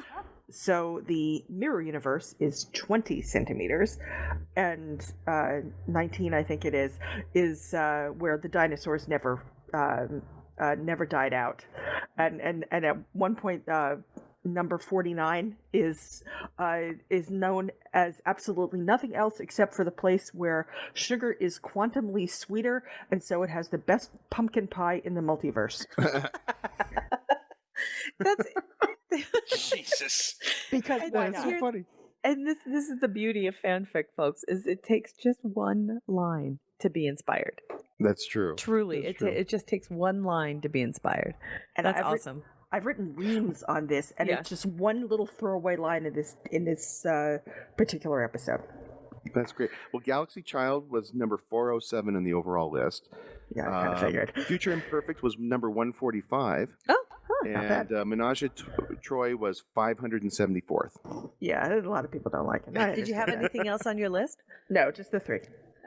Nick, what about you? Okay. A Matter of Honor. Look Oh. at that. A Klingon episode, Mike. It was a good episode I'm too. surprised, but that's a great episode. No, that's a great episode, especially when he's eating in the chow hall with them. I love that scene where like the women are like, and he's like, Yeah. you know, that's just a, One or both. yeah, exactly. Fucking Riker, man. It was the perfect response, though. It was great. The That one ranked- Defector. I'm sorry? Oh, go ahead. Go ahead. No, I was just going to say that one was number 303 on the overall list. Oh, wow. What was the next one? Defector. Oh, I like that episode. Yeah, it's a strong episode. Romulan comes in and claims that there's a Romulan invasion coming, and it's pretty damn good intrigue. Yeah. Cool. Um, Any others? Or Yeah, I'm going through my list. yeah, go through them. I was gonna say, I can't believe the Face of the Enemy didn't make it. Yeah, did it? it is. Oh, I okay, did it sorry. season by season. Oh, you did. Okay, even though it wasn't on my A list. kind Okay. of. I hate the episode, but it's a guilty pleasure, if that makes any sense in theory. Sure. Oh, in theory, yeah. Yeah, that's an interesting one too. Because just when Data's going around asking everybody, It's such and a painful episode for me to watch. and Picard knows what's coming. It always makes me laugh. Why is it painful for you? Because you relate so much. Because sometimes I relate so much with a character when they do something terribly embarrassing. I actually feel that embarrassment. Yeah. Everything Is that in the- that one is embarrassing. Is that the one that Data has a girlfriend? Yes. Okay. Yep. Cause and effect. Oh, I love cause Yep, and effect. that's on my list. So tell us about cause and effect. Why didn't it make the list? Damn it! Because Right. awesome. I mean, seriously. It was number 61 on the list. Oh. Okay, so it was up there.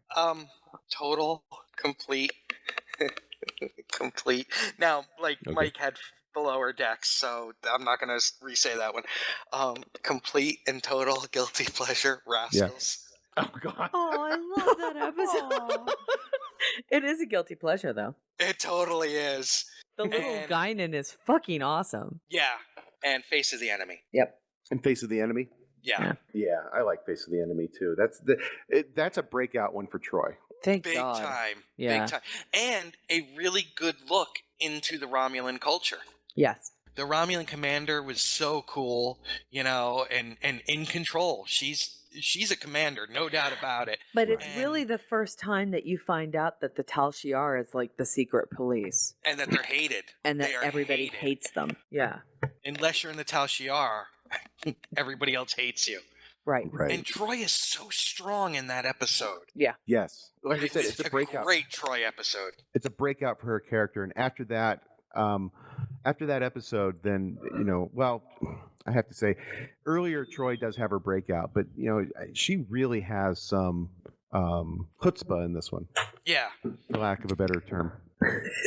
Did you like my conversational Yiddish there, by the way? it's very good. Yeah, you're Made me doing all very well with verklempt. your lessons. Since y'all, she had posted on the forums yeah. her two TNG episodes. Ew, both of them, ew. Oh, I love Loud as a Whisper. Hi, son. Tell us why. Please justify your choices.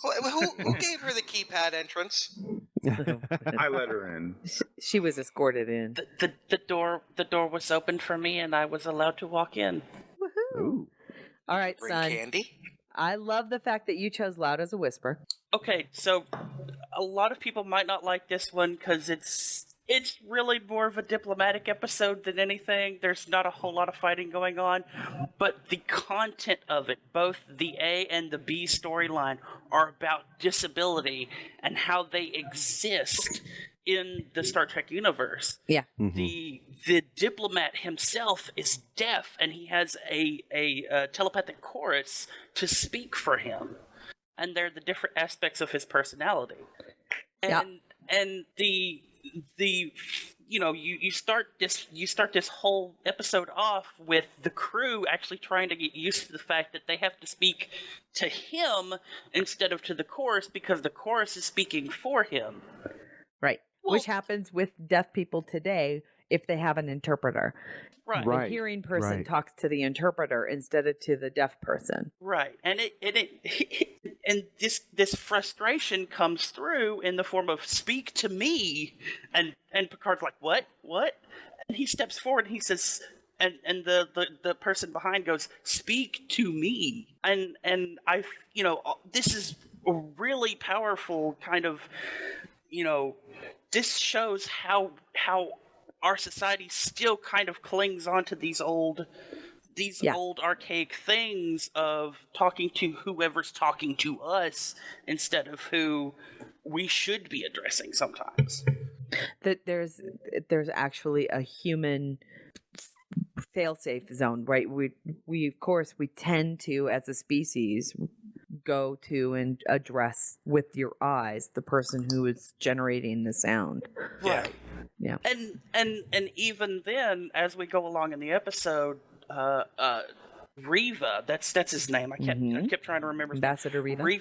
Riva loses his chorus through an act of violence by one of the two sides that he's trying to bring at peace. And in this, he has a complete, almost breakdown of self-doubt and fear. and he wants to leave. He wants to abandon everything because he's lost Pussy. who he thought he was. He comes through. And a lot of people go through this not even with a disability.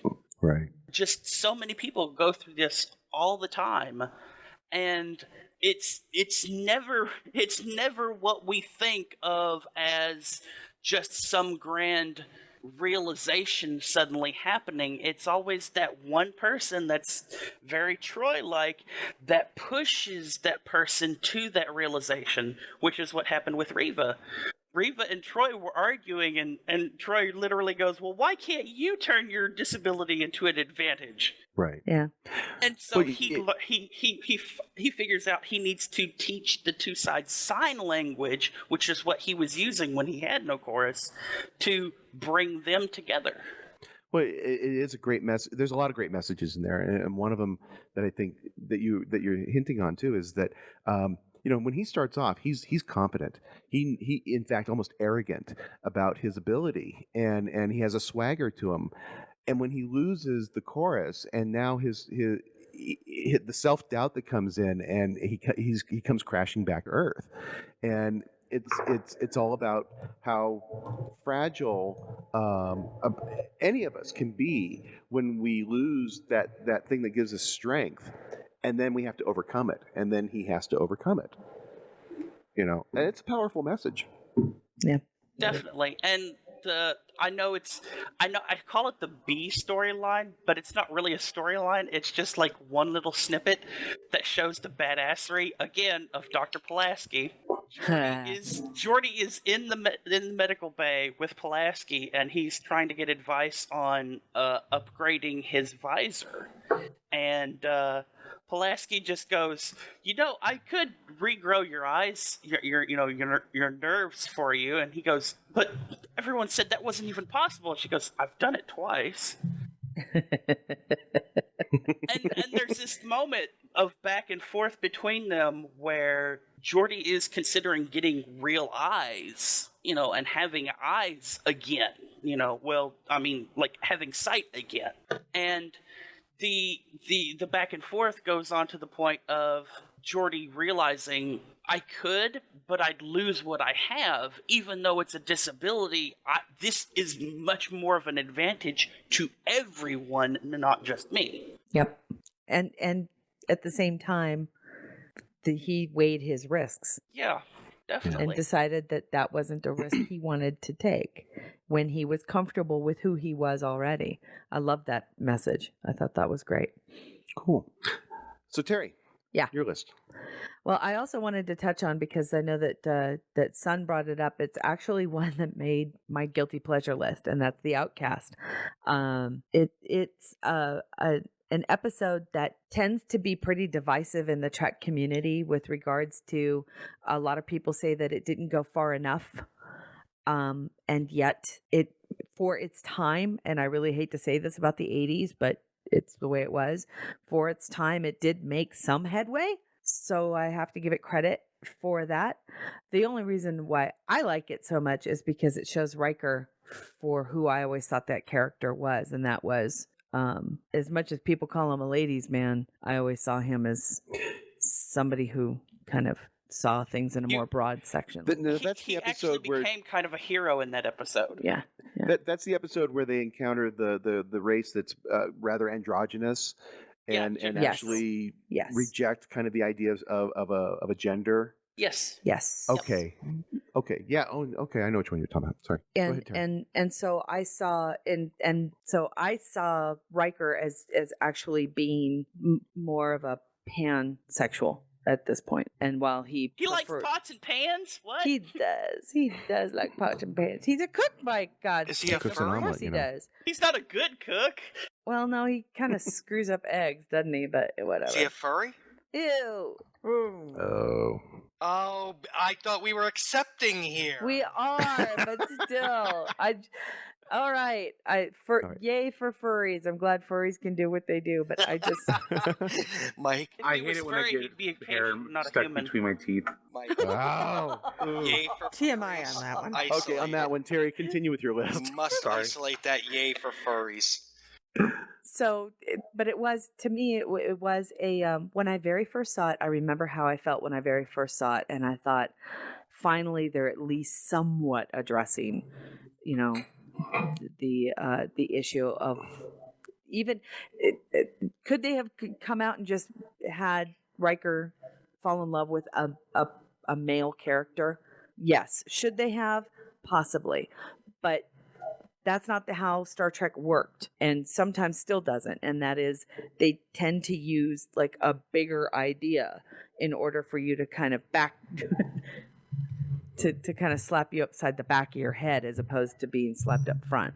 I have to give him kudos for trying, and that's Well, what I liked about the episode. There was even the part where he's actually going, he's having a conversation with Troy, and he's like, is it okay for me to have a relationship? And she's like, yeah, we'll still be friends. We'll always be friends.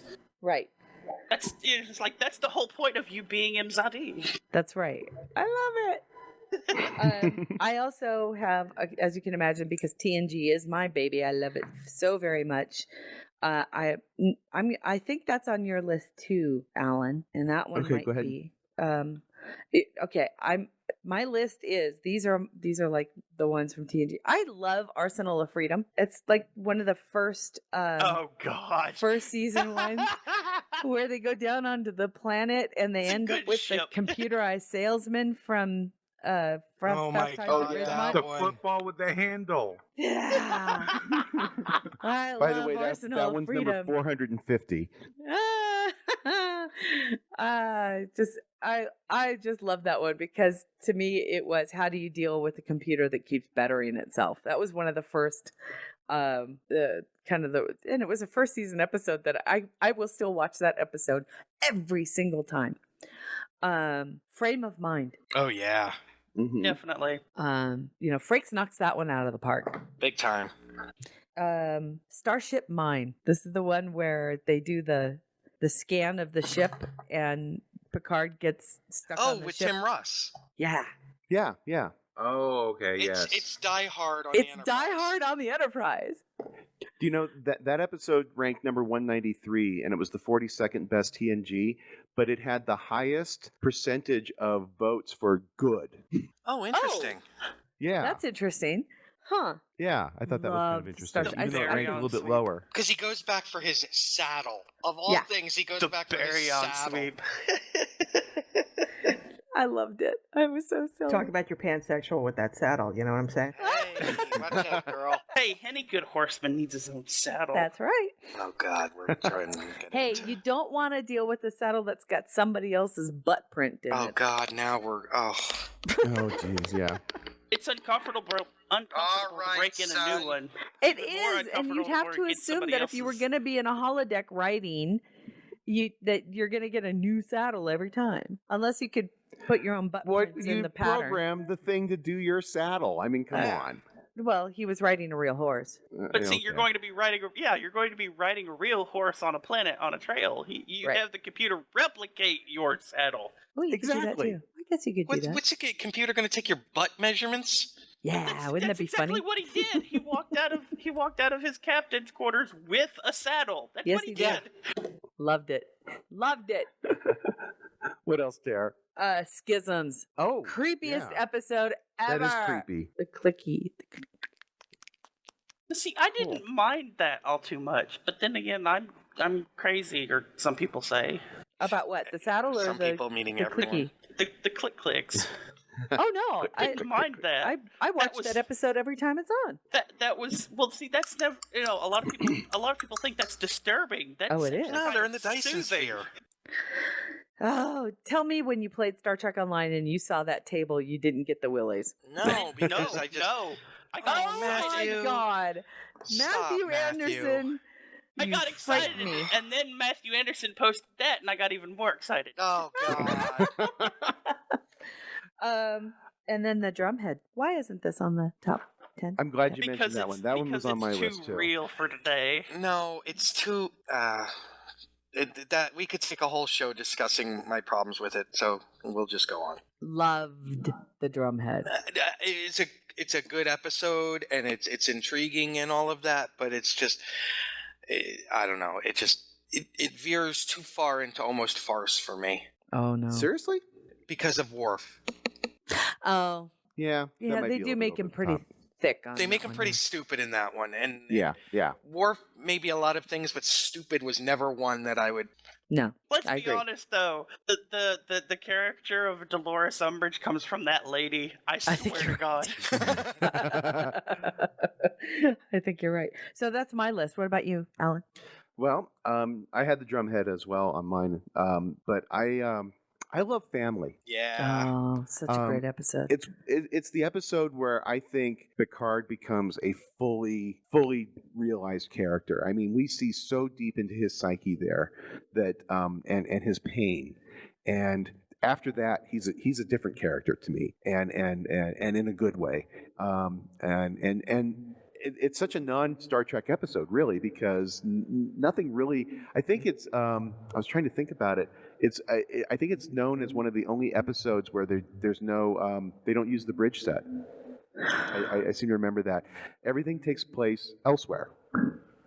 Either on the planet or in other parts of the ship. Because there's also the B stories. They're all family related, but we also see like Wesley gets the tape or the image of his father, and Worf. We meet Worf's adoptive parents on Earth and everything. So everything's about the family, whom everybody falls in love with because they're like the awesomest ever. Right. I love his father with Chief. Yeah. That's awesome. Another one that I really like, and this is definitely a guilty pleasure, is Who Watches the Watchers? Oh my God! I almost put that one on, Alan. I love that episode. You will anger on the so many Picard. levels.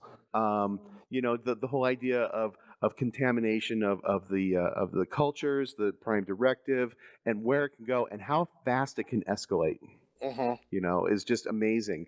The whole idea that an encounter with a more intelligent species could start an entire religion almost, very quickly because of their You lack mean of like understanding. Into Darkness?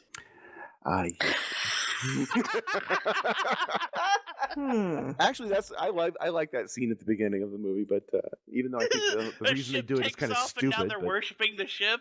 Yeah. So, but yeah, no, I've always liked Who Watches the Watchers, and plus the actor, and his name is escaping me again, who plays the guy on the planet who Michael Palin. No. yeah, Michael Palin. John The guy who did Cleese. Twin Peaks, Terry. Kyle MacLachlan. Oh, shut up.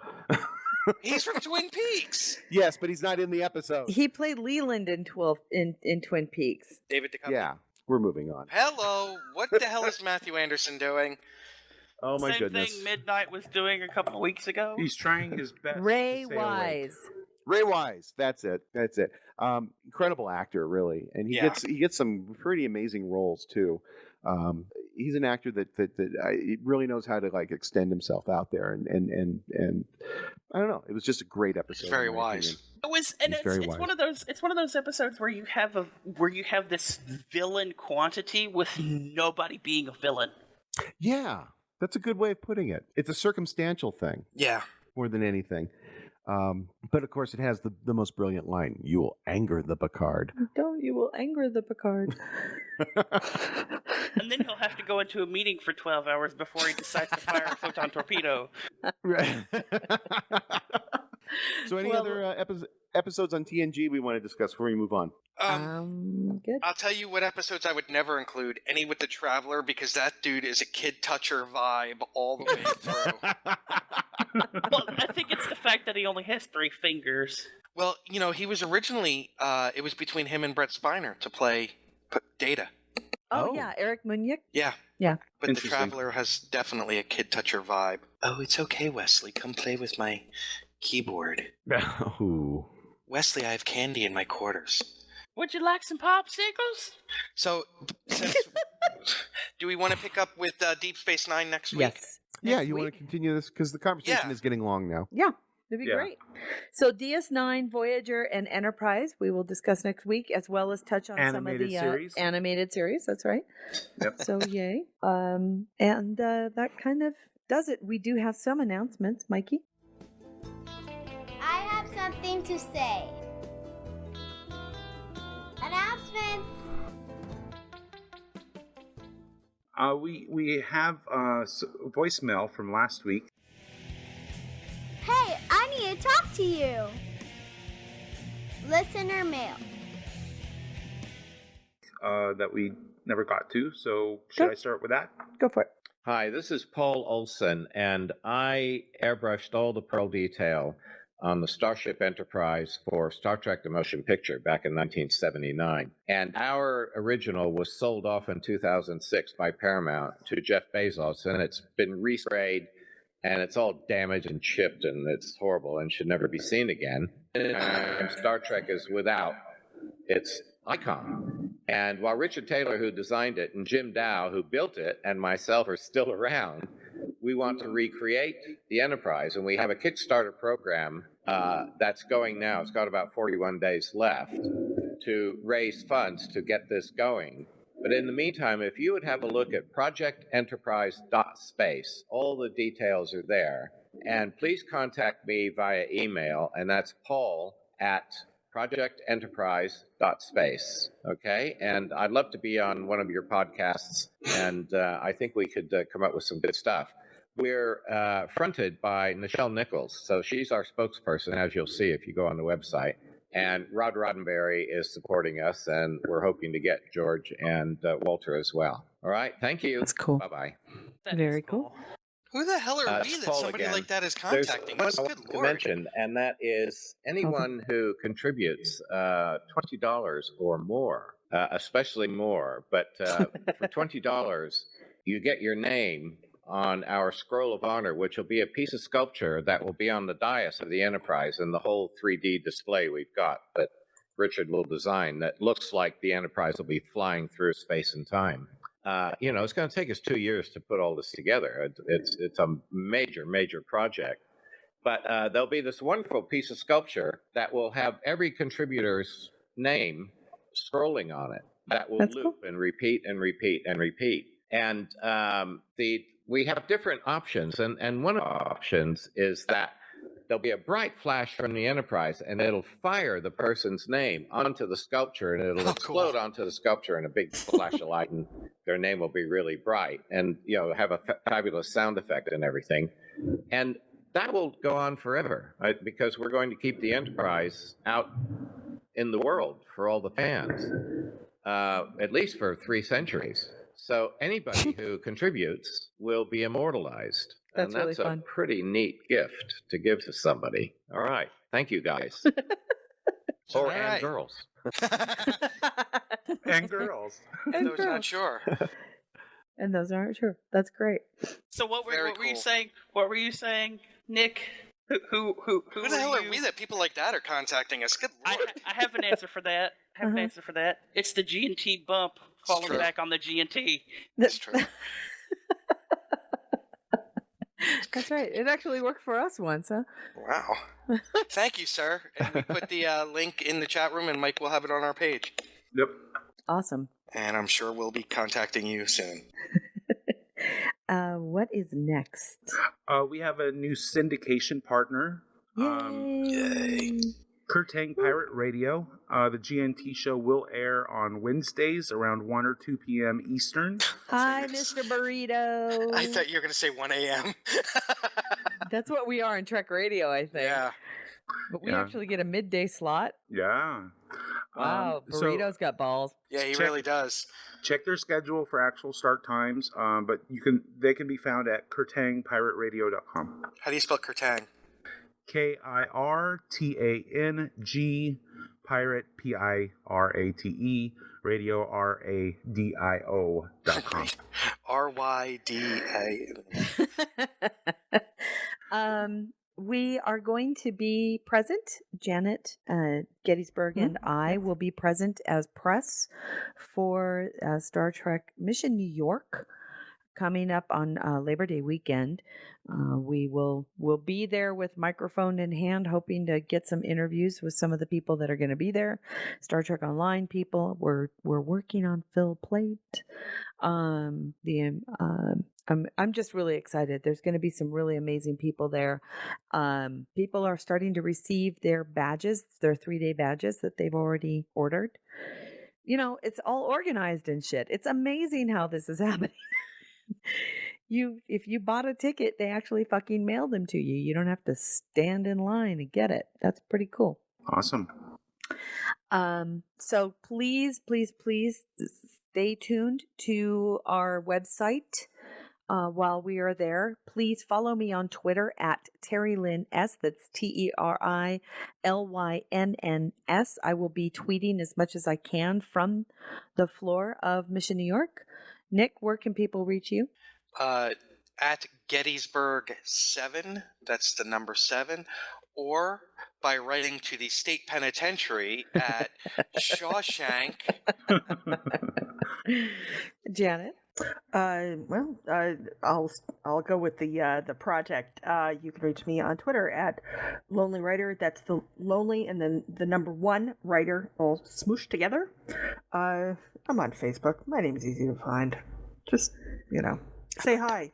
Become friends with me. It's I don't mind. Sit down, have a drink. I got t-shirts for us. I just want you to know that your personal Twitter account got put on the t-shirt. Sorry. Oh, okay. That's fine. That one's Shrinking Jess. It's just one S at the end because you leave off the last S for savings. Then what's Jespa fanfic? What's trick fanfic? Oh my God, that's the fanfic writing one. That's the one I used. That's fine. I got 50. Okay, well, it's just on your shirt. It's okay.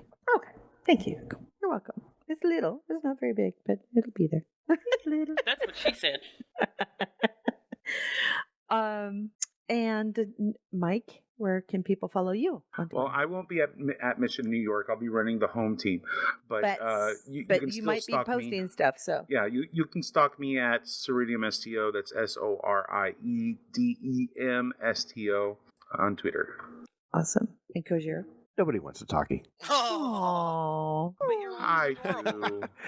Don't awe me. That wasn't a plea for attention or anything. It's just Yes, that it was. truly nobody ever talks to me, so it doesn't matter. Oh. he No, rarely I'm on uses Twitter. Twitter anyway. All right, everybody, on Twitter, it's at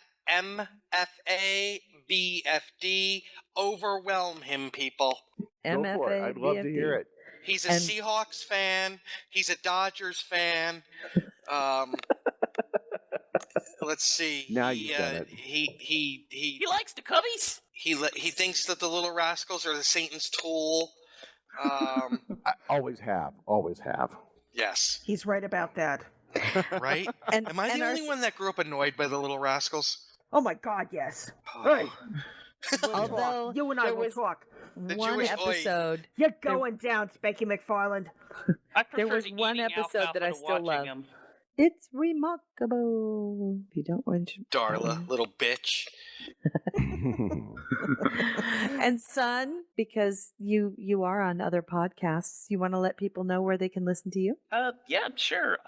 We are live every Friday night at 8 Eastern on twitch.tv/Holosweet Media with Tribbles and Ecstasy. You thought we had a bad time slot, Terry. Friday night at 8? Jesus. The death slot. It's the death slot. Yeah, but see, we get people tuning in, so hey. Sad, lonely people. Oh, son, we love you. Okay, guys, that does it for episode. What? One more? I was going to say one more announcement.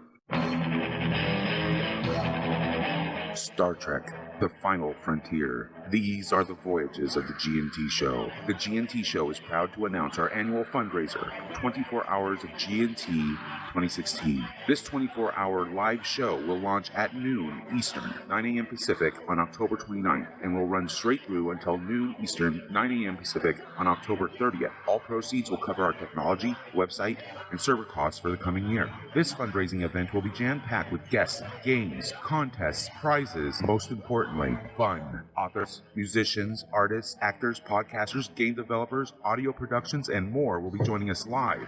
And you should too. Watch our website, www.gntshow.com, for more details, including our guest list and schedule, prizes, games, and more. Tune into our live stream on the GNT Show website, Facebook page, and YouTube channel on Saturday, October 29th, starting at noon Eastern, 9 a.m. Pacific, for 24 hours of non-stop GNT Show fun. We hope to see you there. Live long and prosper, bitches.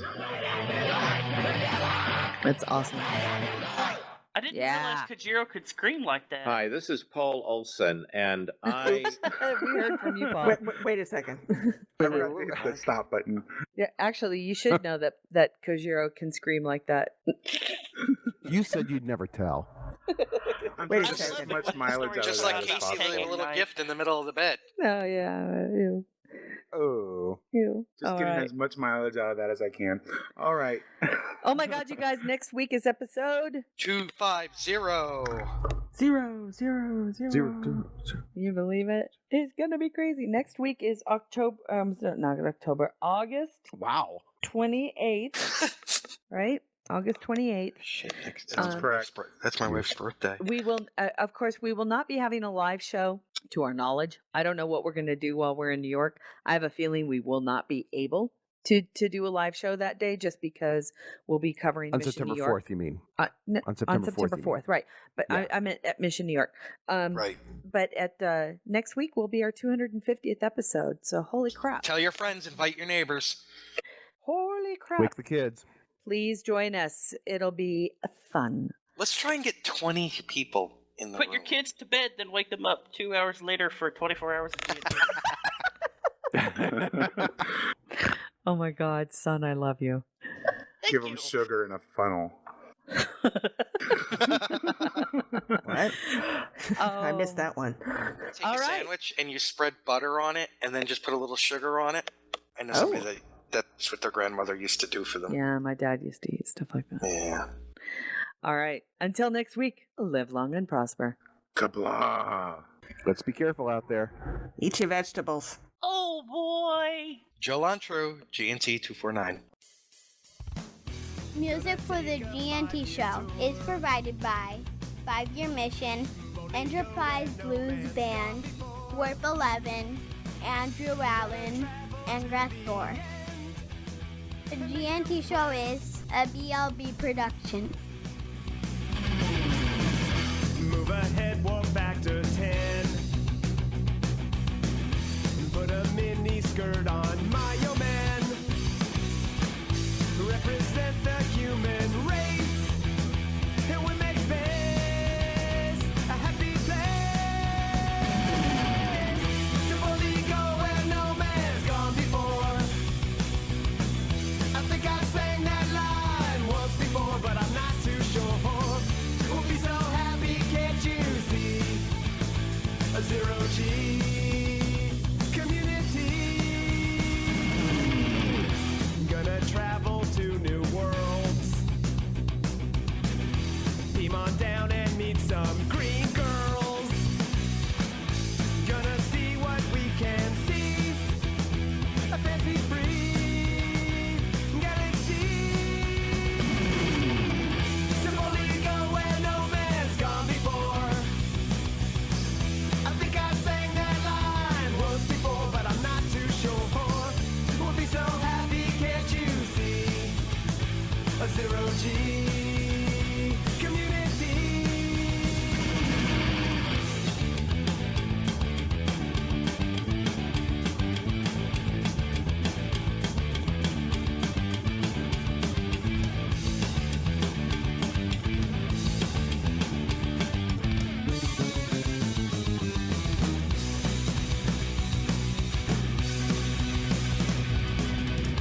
Come and take a tour with me.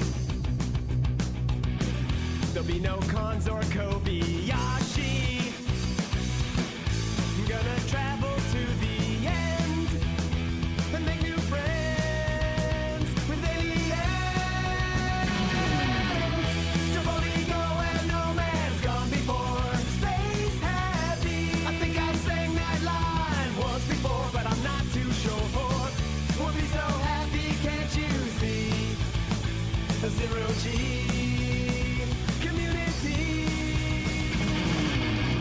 To boldly go where no man's gone before. Space happy. I think I sang that line once before, but I'm not too sure. We'll be so happy, can't you see? A zero-G